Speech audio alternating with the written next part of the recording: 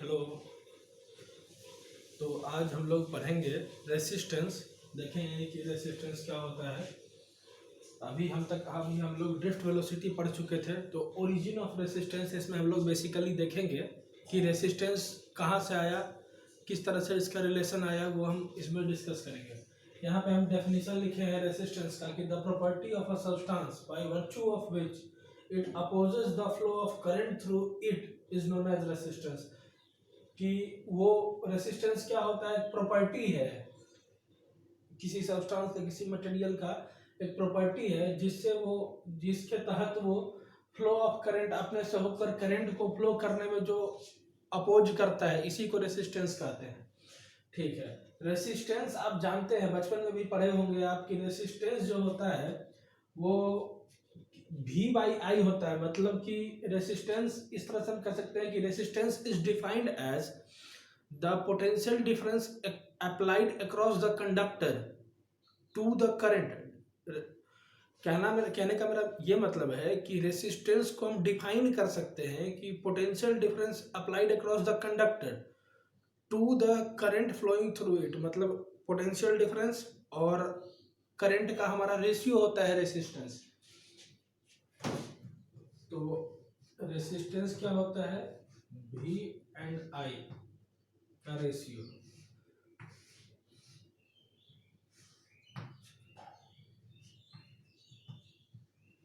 Bye definition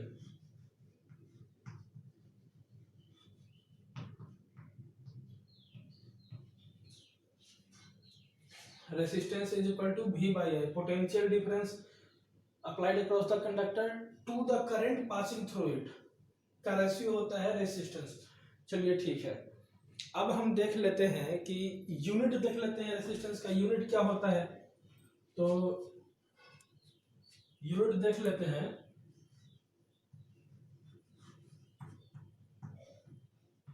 resistance का unit क्या होगा, रेसिस्टेंस होता है R बराबर V/I। V का यूनिट आप जानते हैं कि वोल्ट होता है, I का यूनिट होता है एम्पियर करंट का, वोल्ट बाई एम्पियर को बोलते हैं ओम, या इसको लिखते हैं इस तरह से ओम। ये हो गया हमारा यूनिट रेसिस्टेंस का। अच्छा, यूनिट के बाद यूनिट देख लिया रेसिस्टेंस का। अब हम देख लेते हैं कि यूनिट के बाद डायमेंशन क्या होगा रेसिस्टेंस का। डायमेंशन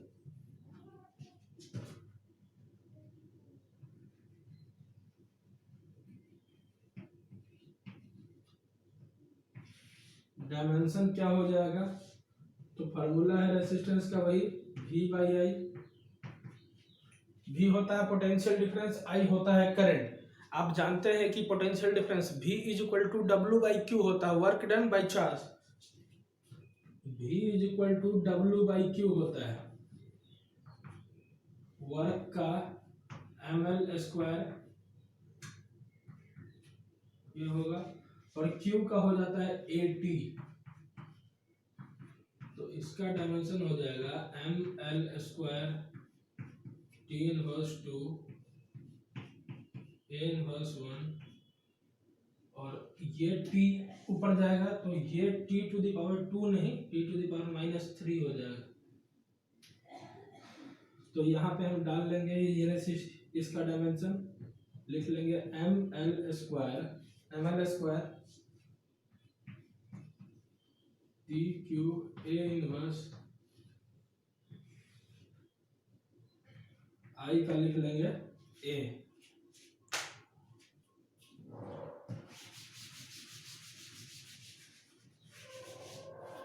तो आप देख लीजिए कि अब ये ऊपर A चला जाएगा तो रेसिस्टेंस का हमारा डायमेंशन क्या हो जाएगा, ml²। ये सब जरूरी है, कभी कभार पूछ सकता है एग्जाम में कि रेसिस्टेंस का डायमेंशन लिखिए। और हम चूंकि रेसिस्टेंस शुरू किए हैं तो रेसिस्टेंस का डायमेंशन बताना चाहिए, सब बताते हैं तो मैं भी बता रहा हूँ। ये हो गया हमारा रेसिस्टेंस का डायमेंशन। रेसिस्टेंस का डेफिनेशन देख लिए कि the property of a substance by virtue of which it opposes the flow of current through it is known as resistance। ये है कि बाय डेफिनेशन हम बताए आपको कि potential difference applied across the conductor to the current passing through it का ratio होता है रेसिस्टेंस। तो R equal to V I हो गया, उससे यूनिट देख लिए वोल्ट बाई एम्पियर, इसको ओम कहते हैं, और डायमेंशन हम देख लिए रेसिस्टेंस का। चलिए आगे और देखते हैं।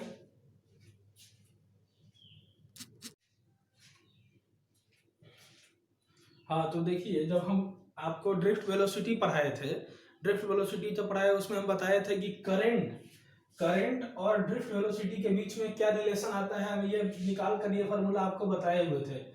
I is equal to NEA/VD, जहां पे हमारा VD जो होता है, ये VD यहाँ पे लिख लेते हैं, VD जो होता है ये ड्रिफ्ट वेलोसिटी होता है,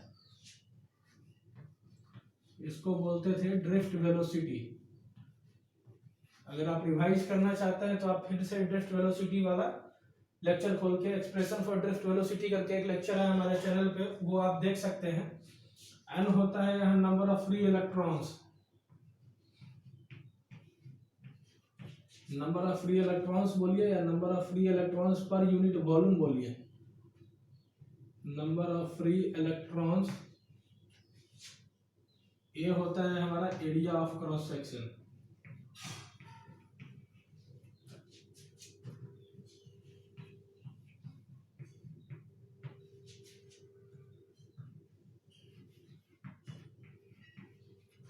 एरिया ऑफ क्रॉस सेक्शन। अब देखिए आप यहाँ पे कि VD का होता है फॉर्मूला, VD बराबर होता है EV बाई ml टाउ। ये होता है हमारा ड्रिफ्ट वेलोसिटी, ड्रिफ्ट वेलोसिटी का ये फॉर्मूला, ये सब हम सब कुछ देख चुके हैं ड्रिफ्ट वेलोसिटी जब पढ़े थे तब। EV बाई ml होता है। अच्छा, अब इस फॉर्मूले में क्या क्या होता है, E जो होता है, इस फॉर्मूला में E जो होता है आपका चार्ज ऑन इलेक्ट्रॉन हुआ, चार्ज ऑन इलेक्ट्रॉन, इस E को। V होता है potential difference applied across the conductor, potential difference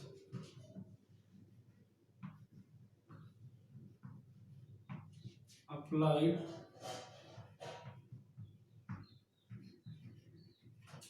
across the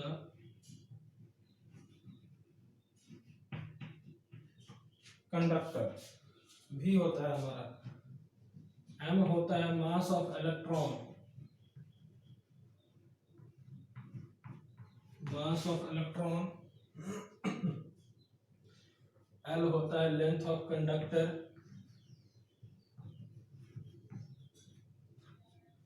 ये सब हम आपको पढ़ा चुके हैं, एक बार रिकॉल करा दे रहे हैं। L होता है लेंथ ऑफ कंडक्टर, और टाउ होता था एवरेज रिलैक्सेशन टाइम।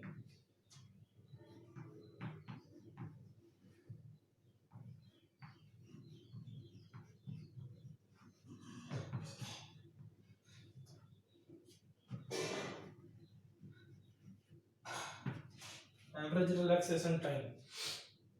ठीक है, आप ये देख लिए। अब आप पॉज करके वीडियो ये लिख लीजिए, हम मिटा रहे हैं ये जो लिखे हैं।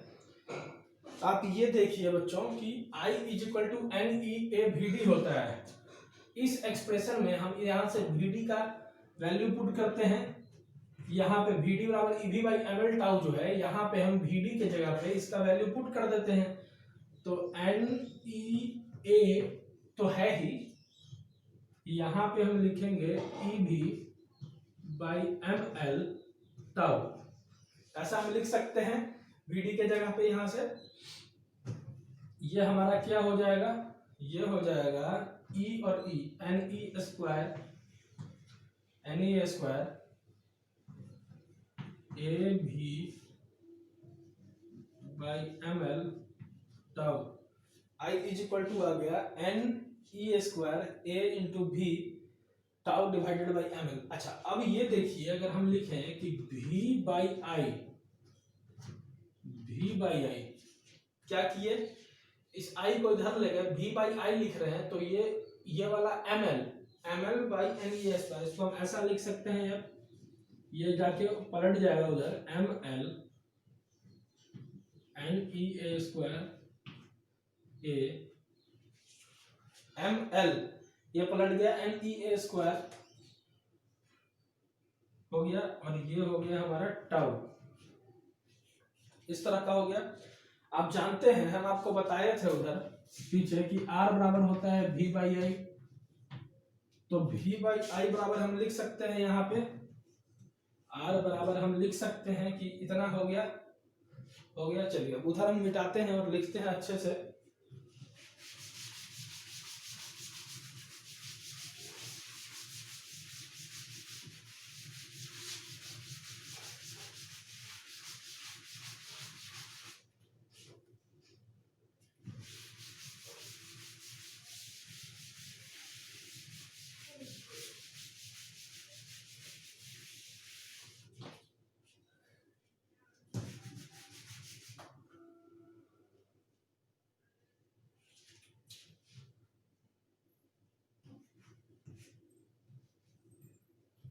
V/I हमारा क्या आया है,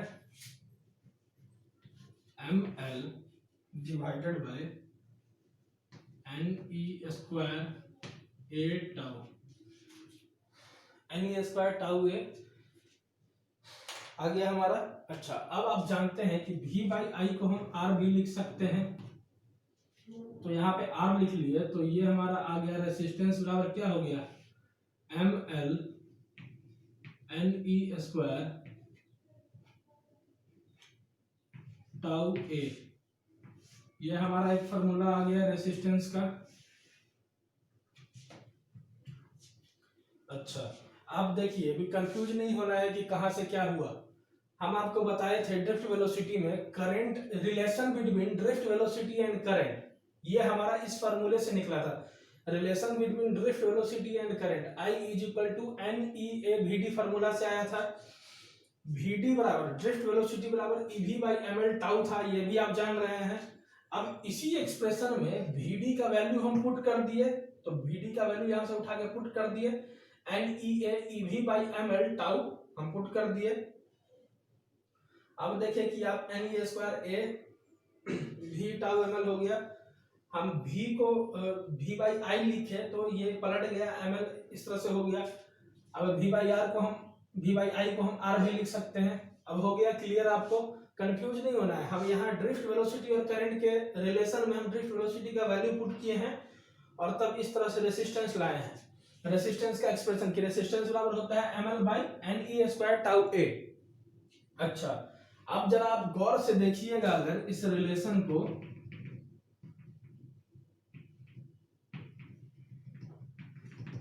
ये देखिए, ये जो हम सर्किल किए हैं इसको कंपेयर कीजिए इक्वेशन R बराबर ρL/A से, ρL/A, तो L/A, इसके अलावा जो टर्म है हमारा रो, तो यहां पे हम लिख सकते हैं कि रो बराबर M divided by NE² tau, ये हम लिख सकते हैं। अब हमारा एक एक्सप्रेशन आ गया रो, यानी कि रेसिस्टिविटी बोलते हैं इसको, या स्पेसिफिक रेसिस्टेंस, M बराबर हो गया NE² टाउ। तो आप ये समझ रहे हैं कि रो जो है L/A तो है ही, इसके अलावा जो है यहाँ पे वो रो के बराबर होगा, तो हमारा आ गया रो बराबर M divided by NE² tau. अच्छा, इसमें आप अगर आप जानना चाहते हैं कि M जो है वो मास ऑफ इलेक्ट्रॉन है, हम पहले भी आपको उधर लिखवा चुके हैं। M जो है सो मास ऑफ इलेक्ट्रॉन होता है, मास ऑफ इलेक्ट्रॉन। L होता है लेंथ ऑफ कंडक्टर,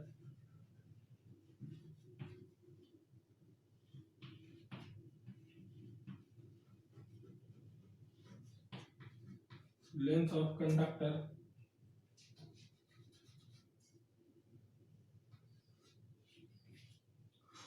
N होता है number of free electrons, number of free electrons per unit volume,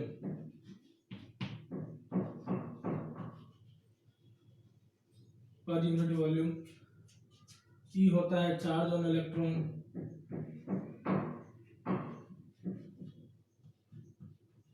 charge on electron. Tau होता है हमारा average relaxation time, average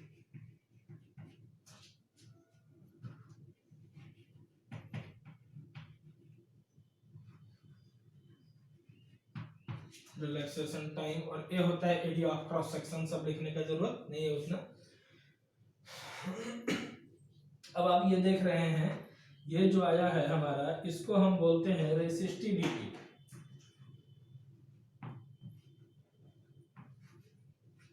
resistivity बोलते हैं या स्पेसिफिक रेसिस्टेंस भी बोलते हैं।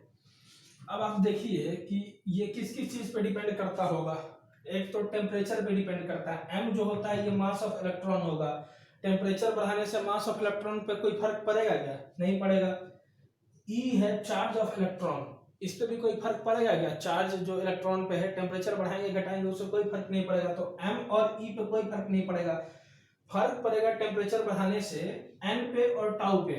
एन है नंबर ऑफ फ्री इलेक्ट्रॉन्स, तो टेम्परेचर बढ़ाएंगे तो नंबर ऑफ फ्री इलेक्ट्रॉन्स बढ़ जाएंगे।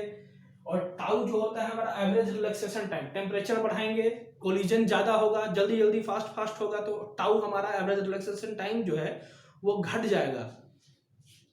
तो ये देख लिया आप कि एन बढ़ेगा टाउ घटेगा। तो ये जो है डिपेंड करता है रेसिस्टिविटी और स्पेसिफिक रेसिस्टेंस जो है depends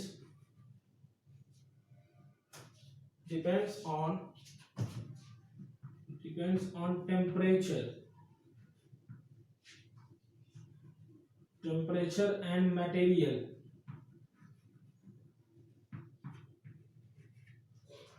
आप देख लीजिए कि लेंथ एरिया कहीं नहीं आया इसके फॉर्मूले में, यानी कि डू नॉट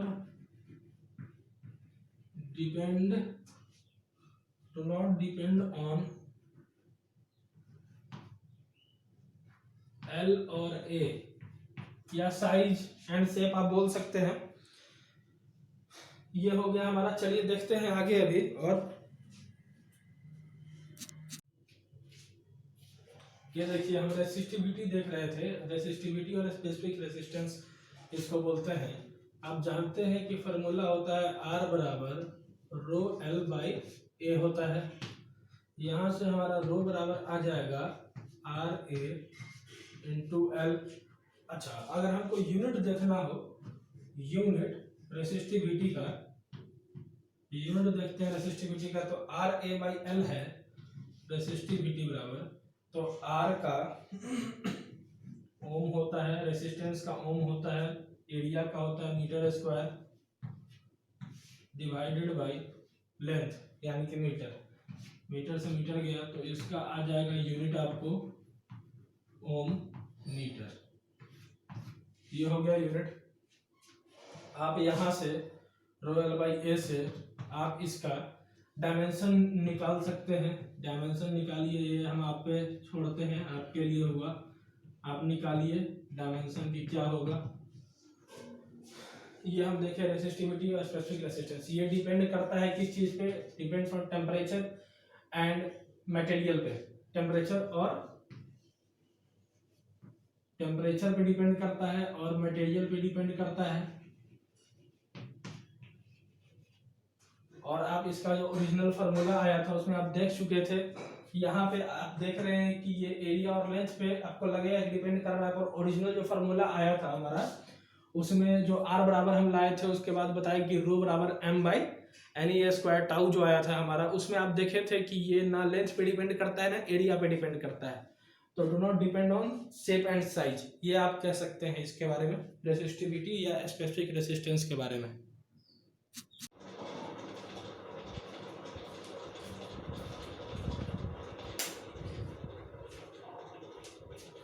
अगला है हमारा question, a wire of length L has resistance R।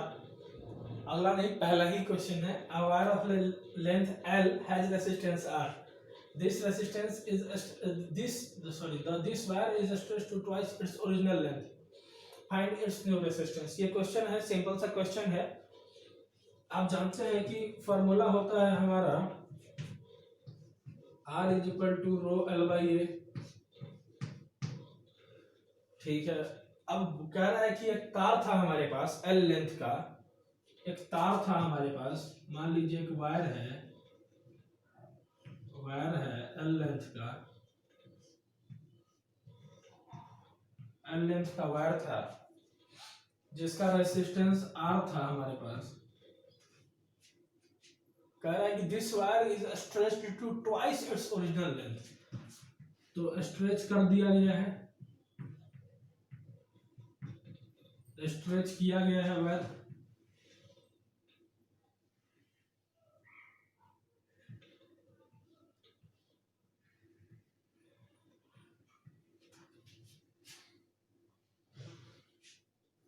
एक मिनट, हमारे दोनों तार के शेप एंड साइज में कोई अंतर नहीं लग रहा था।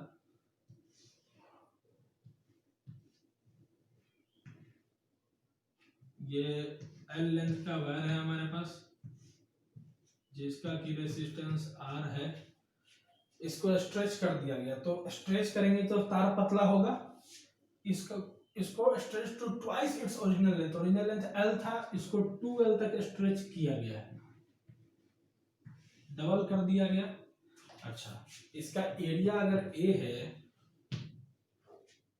इसका ये मोटा होगा, इसका एरिया ऑफ क्रॉस सेक्शन भी ये जो होगा, ये जो होता है हमारा एरिया ऑफ क्रॉस सेक्शन, ये भी इसका कुछ अलग होगा, और इसका जो एरिया ऑफ क्रॉस सेक्शन होगा ये ए डैश, ये भी ये कुछ अलग हो गया होगा, क्योंकि पतला हो गया ना तार, ये इसको खींच के लंबा किए, स्ट्रेच कर दिए, तो ये पतला हुआ, एरिया भी चेंज होगा, लेंथ तो डबल हो ही गया है। तो कह रहा है कि is stretch to twice its original length, तो कह रहा है कि फाइंड न्यू रेसिस्टेंस, नया रेसिस्टेंस निकालना है। तो इसमें वॉल्यूम कंजर्वेशन, या आप कह सकते हैं कि V initial is equal to V final लगाते हैं हम। तो ठीक है कि स्ट्रेच किए तो लेंथ चेंज हुआ, एरिया चेंज हुआ, पर स्ट्रेच करने पे वॉल्यूम चेंज नहीं होगा इसका। V initial is equal to V final लिखे हैं, तो वॉल्यूम बराबर क्या होता है, एरिया इनटू लेंथ, तो area into length, area into length. तो अब आप देखिए V इनिशियल जो है उसको हम लिख सकते हैं एरिया इनटू लेंथ, और V फाइनल को लिख सकते हैं A डैश इनटू 2L, ये लिख सकते हैं हम। आप देखिए L से L गया, A डैश बराबर क्या आ गया, A/2, A डैश बराबर आ गया A/2। ये हम वॉल्यूम चेंज नहीं हुआ, वॉल्यूम कंजर्वेशन बोलिए या कहिए कि वॉल्यूम रिमेन सेम,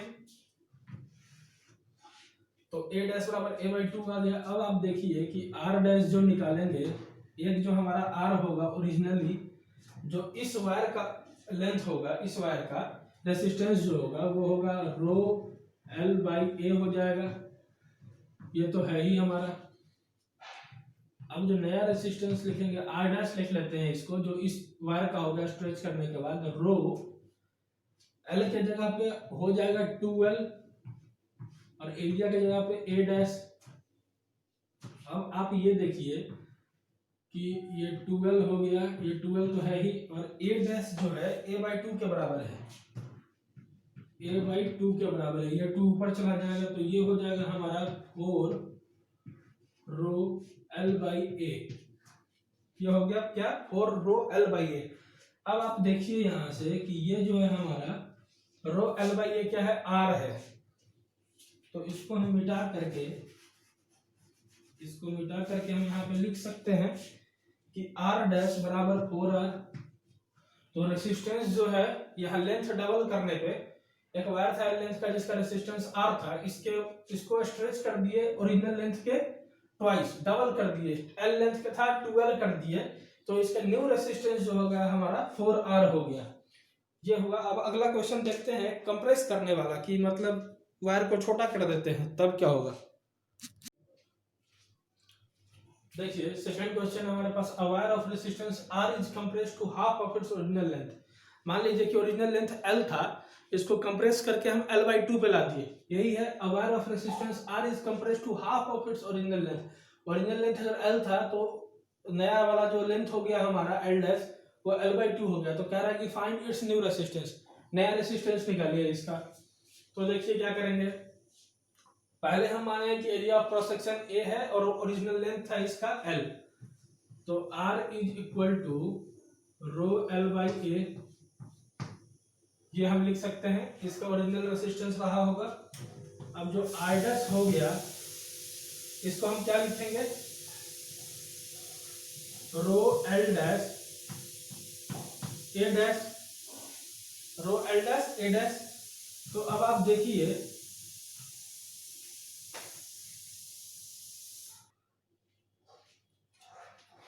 अब आप देखिए कि रो जो होगा हमारा, रो क्या हो गया, ये रो तो रो ही रह गया, एल डैश जो हो गया हमारा L/2 हो जाएगा,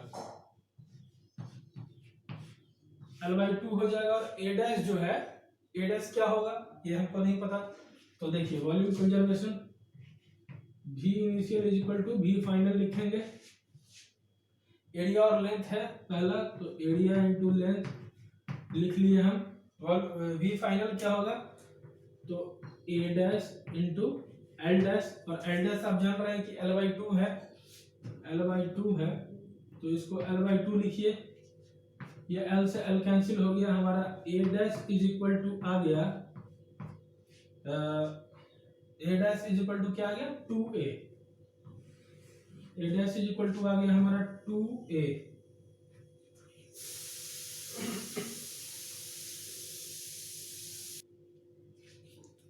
देखिए यहाँ पे, तो अब 2a हम लिख लेते हैं ए डैश के जगह पे, तो ये हमारा क्या आ गया, रो L/4a आ गया हमारा r डैश। अच्छा आप जानते हैं रो L/a क्या है, रो L/a जो है हमारा ये है r, रो L/a जो है r है, ये जो है, तो हम लिख सकते हैं कि r डैश, हम लिख सकते हैं कि r dash is equal to r/4। ये आ गया हमारा आंसर।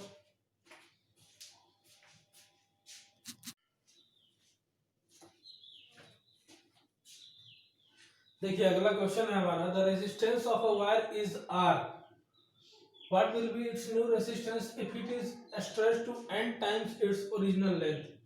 क्वेश्चन वही है, पहले 2 टाइम 3 टाइम्स था, ये हम एक जनरलाइज्ड फॉर्म बनाना चाह रहे हैं कि अगर कोई भी वायर है, अगर n टाइम्स ओरिजिनल लेंथ हुआ स्ट्रेच कर दिया जा रहा है, तो उसका रेसिस्टेंस, नया रेसिस्टेंस क्या होगा। एक जनरलाइज फॉर्म बनाएंगे इस क्वेश्चन के थ्रू। आप देखिए R is equal to original resistance मान लीजिए R था, लेंथ L था, और area of cross section A था, तो R बराबर रो L/A हो गया हमारा। अब बोल रहा है कि लेंथ जो है ये स्ट्रेच करके n टाइम्स इस ओरिजिनल लेंथ कर दिया जा रहा है, यानी L डैश जो हो जाएगा हमारा NL हो जाएगा। तो इसलिए रेसिस्टेंस R डैश, नया रेसिस्टेंस जो है वो न्यू रेसिस्टेंस R डैश बराबर L dash by A dash होगा। आप जानते हैं कि वॉल्यूम कंजर्वेशन जो लगाते हैं, V initial is equal to V final, तो एरिया है हमारा, तो area of cross section A L, और बाद वाला जो है V फाइनल जो है वो area of cross section A dash हो जाएगा, और लेंथ L डैश हो जाएगा। L डैश जो है आप जान रहे हैं कि NL है, NL, तो इस L से ये L कैंसिल हो गया, तो A dash is equal to आ गया हमारा A/N,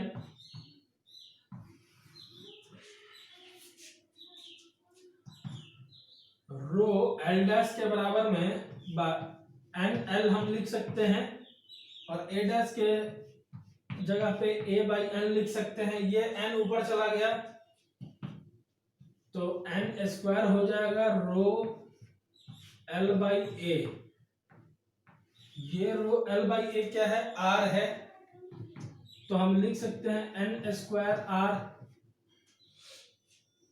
या इसी को हम क्या लिख सकते हैं, R डैश बराबर N² R लिख सकते हैं हम। R dash is equal to N² into R, मतलब नया रेसिस्टेंस जो हो जाएगा हमारा वो N² टाइम्स हो जाएगा ओरिजिनल जो पहले से था, इनिशियल रेसिस्टेंस जो पहले वाला जो था, तो R dash is equal to N² R। अच्छा ये हमारा फॉर्मूला आ गया, जनरलाइज फॉर्म आ गया। अब हम इसको मिटा रहे हैं। आप देखिए पिछला जो 2 क्वेश्चन हम लोग किए हैं, उसमें एक में क्या था, पहला क्वेश्चन जो था हमारा उसमें था कि ट्वाइस ओरिजिनल लेंथ के ट्वाइस वो स्ट्रेच किया गया था, पहला क्वेश्चन जो था। Twice original length. और हमारा ये फार्मूला क्या आया है, जनरलाइज फॉर्म क्या आया है, R dash is equal to N square R आया है,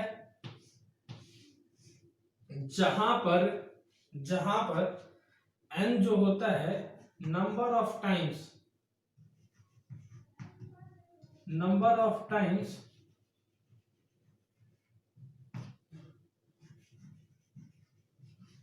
लेंथ इज इंक्रीज्ड और डिक्रीज्ड।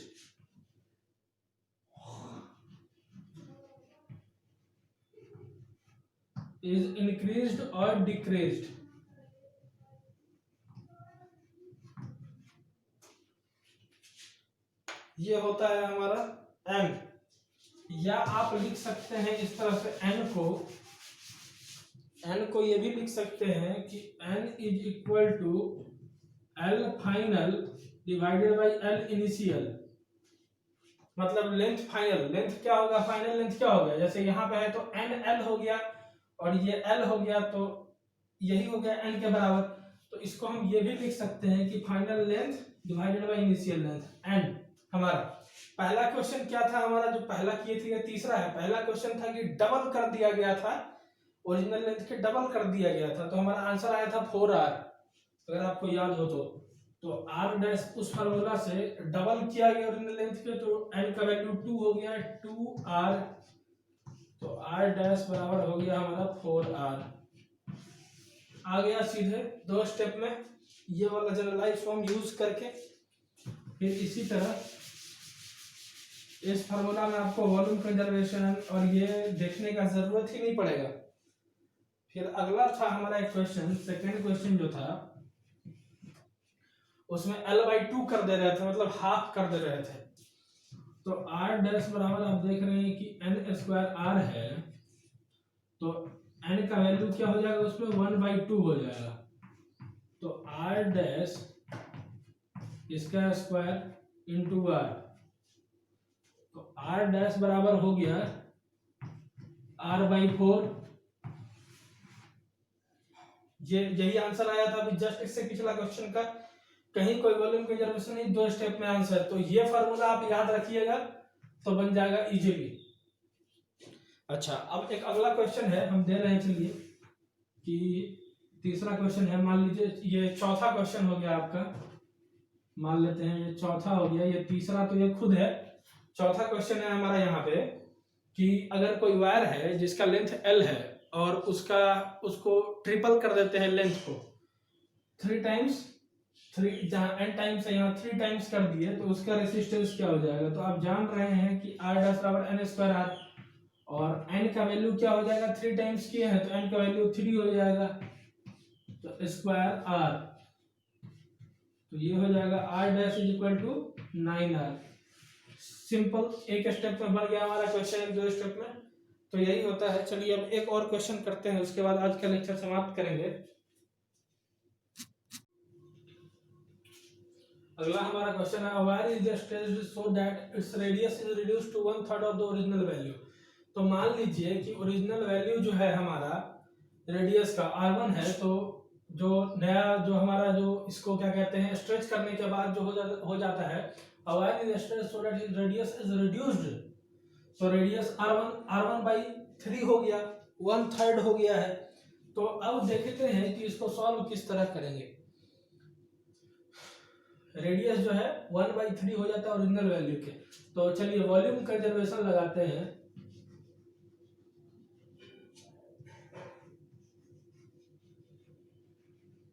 वॉल्यूम कंजर्वेशन क्या था इसमें, V initial is equal to V final volume.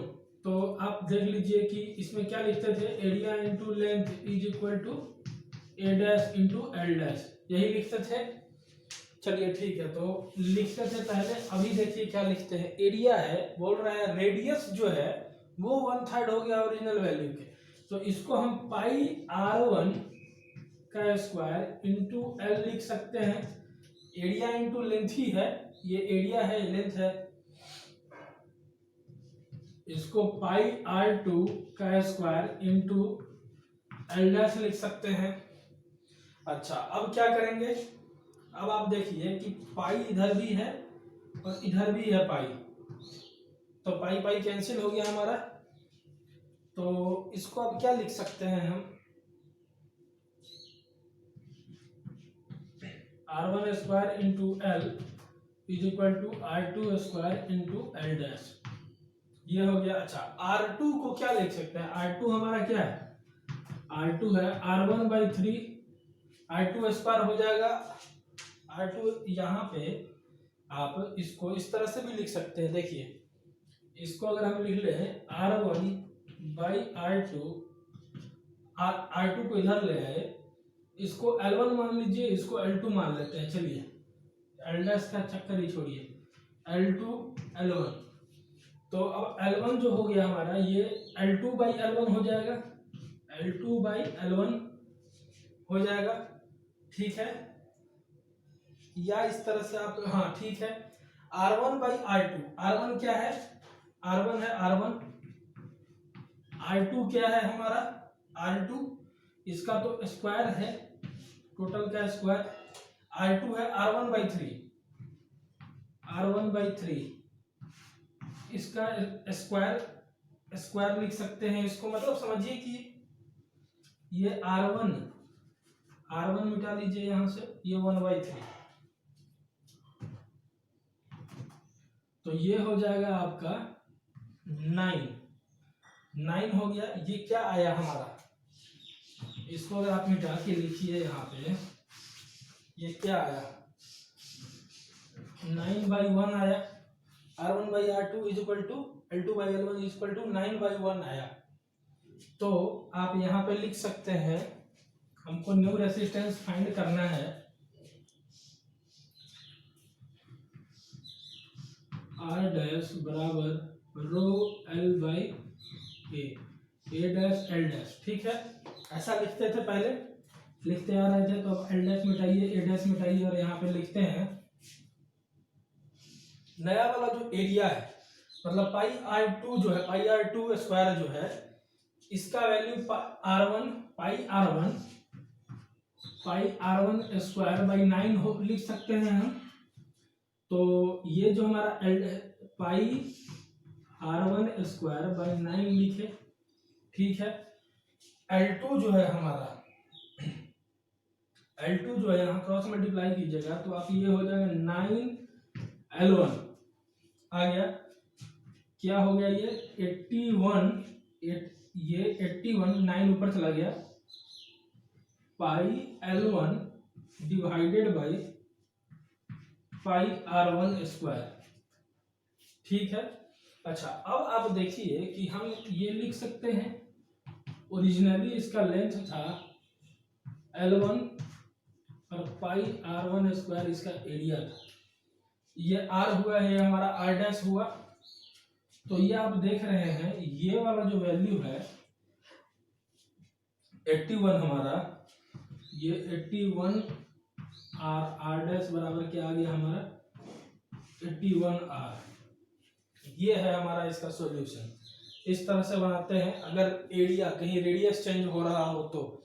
अच्छा इसको दूसरे तरीके से हम देखिए दूसरे तरीके से किस तरह बनाएंगे, जो हम R डैश बराबर N स्क्वायर R हम आपको बताए थे, आप देख रहे हैं क्या है यहाँ पे, R डैश बराबर N स्क्वायर R है,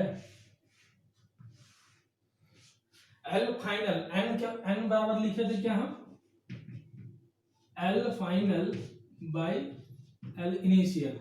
आप देख रहे हैं L2 क्या है, L फाइनल है, और L1 क्या है, इनिशियल लेंथ था, तो N/1 हो गया है। तो N का वैल्यू हमारा 9 आ गया यहाँ पे, ये शॉर्ट मेथड से भी बना के दिखा रहे हैं आपको हम। तो 9 स्क्वायर R हो गया, तो R डैश बराबर हो गया 81R, यही तो आया है। इसमें क्या था, अंतर क्या था, N था हमारा लेंथ, और यहाँ बात कर रहा था पहले एरिया का, कि एरिया रेडियस जो है रिड्यूस हो गया 1/3। तो पहले हम वॉल्यूम कंजर्वेशन से निकाल के L1 L2 में क्या रिलेशन आ रहा है वो निकाले, और L चूंकि यहाँ पे N बराबर Li है, मतलब लेंथ फाइनल और लेंथ इनिशियल, तो L का हम रिलेशन निकाल लिए कि L1 L2 किस तरह वेरी कर रहा है और पुट कर लिए यहाँ, तो R डैश बराबर 81 R आ गया। चलिए अगला क्वेश्चन देखते हैं। देखिए अगला क्वेश्चन है हमारा यहाँ पे कि एक क्यूब बनाए हैं और इसका क्या है कि हमको निकालना है find resistance across face 1 and 2, 1 और 2 इस फेस के अक्रॉस हमको रेसिस्टेंस निकालना है कि रेसिस्टेंस क्या होगा। अच्छा अब ये देखिए कि करंट जो हमारा फ्लो कर रहा है ये इधर से इधर फ्लो कर रहा है 1 से लेके 2 इस तरह से। तो हम जो लेंथ का डायरेक्शन लेंगे R बराबर रो L बाई ए होता है, लेंथ जो हम लेंगे वो करंट की डायरेक्शन में लेंगे कि कौन से किस डायरेक्शन में करंट फ्लो कर रहा है उस डायरेक्शन में हम लेंथ लेंगे। तो ए में हमारा क्या है, ए और 1 और 2 के बीच में निकालना है, 1 और 2 के बीच में। तो 1 और 2 के बीच में निकालेंगे तो R बराबर होता है रो L बाई ए।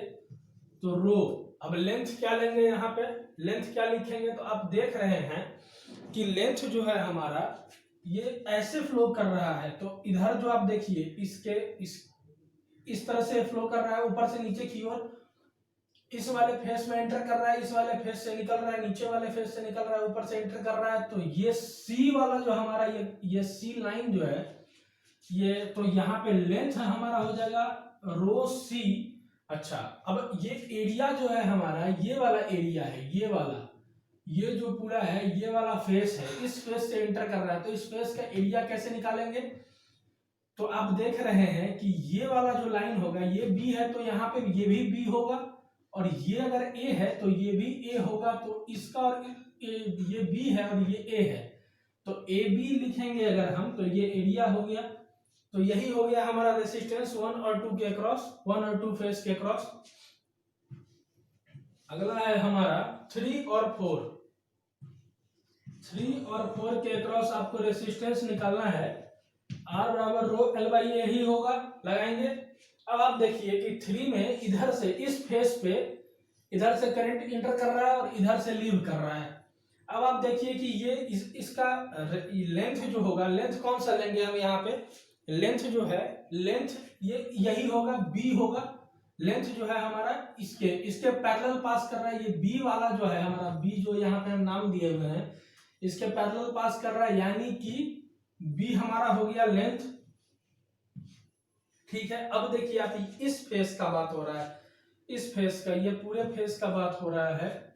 तो इसका एरिया हम निकालेंगे, ये पूरे फेस का एरिया क्या होगा, इस फेस का एरिया क्या होगा। अब देखिए कि आप ये ए है तो ये भी ए होगा, ये अगर हमारा सी है तो ये भी सी होगा, तो ये ए हो गया, ये सी हो गया, इसका एरिया ए सी हो गया।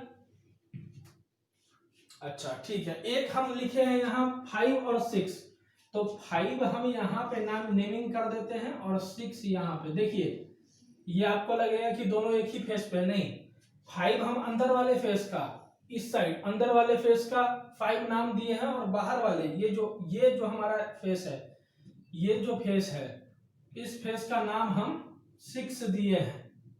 ये जो हमारा फेस है इसका नाम 6 दिए, और अंदर वाले यानी कि ये जो है हमारा, इसका हम नेमिंग किए हैं 5। अंदर वाले से करंट आएगा कुछ इस तरह और बाहर की ओर निकलेगा, इसमें बाहर की ओर करंट निकलेगा।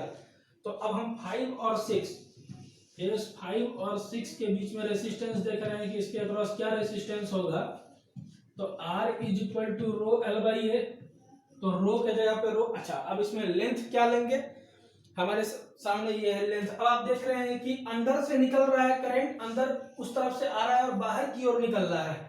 तो ये पैरेलल कौन से लेंथ के क्रॉस होगा, इसका लेंथ क्या होगा, किस लेंथ के पैरेलल हम करंट लेंगे, किस लेंथ के पैरेलल करंट आ रहा है, तो ए के पैरेलल। आप देख रहे हैं कि ए बाहर की ओर है, तो यहां पे हम लेंथ लिखेंगे ए। ठीक है, अच्छा अब हमारा फेस है ये वाला फेस है, इसका एरिया कैसे निकालेंगे, तो एरिया चलिए देखते हैं कि कैसे निकलेगा। आप देख रहे हैं कि ये वाला जो फेस होगा, ये वाला जो हमारा एज है, ये बी, अगर ये बी है तो ये भी बी है, और अगर ये सी है तो ये भी सी होगा, तो इसका जो एरिया हो जाएगा हमारा बीसी हो गया ये।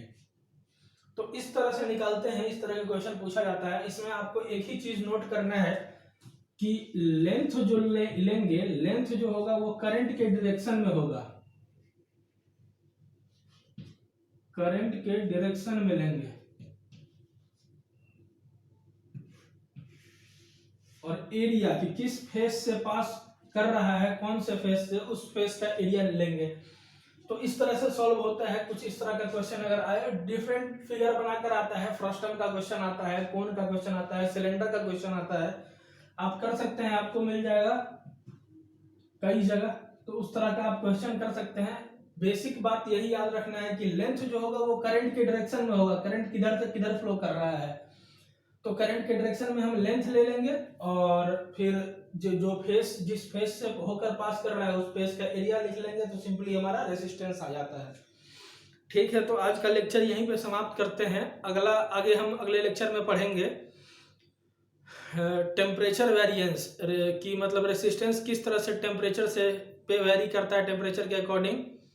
IT equal to R naught plus 1 plus alpha delta T करके एक फार्मूला होता है, उसके बारे में अगला लेक्चर होगा। ठीक है, तो थैंक यू।